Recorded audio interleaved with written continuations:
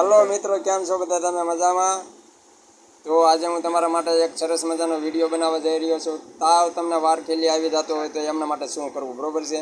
तो मारो विडियो अंत सुधी जोजो तो तमने ख्याल आवशे, कारण के आनी अंदर कई रीतना प्रयोग छे। प्रयोग सादा ने सिम्पल छे, एनी अंदर खास प्रयोगमां कांई लेवानुं छे अने पण तमारा शरीरनी अंदर जे कांई कटेव छे, ताव आवी जातो होय वारंवार, तो तेमना माटे शुं करवुं। तो सर्वप्रथम આપણે પહેલા વિડીયો સ્ટાર્ટ કરીએ તો એક સરસ મજાનો પલંગ ઢાળવાનો છે, સરસ મજાનું એક ગાડલું નાખવાનું છે, સરસ મજાનું એક ગોદડું લેવાનું છે, સરસ મજાનું એક ઓશીકું લેવાનું છે અને ઘરમાં મમ્મીને કહેવાનું છે કે મમ્મી મને કાવો ચા બનાવી આપો।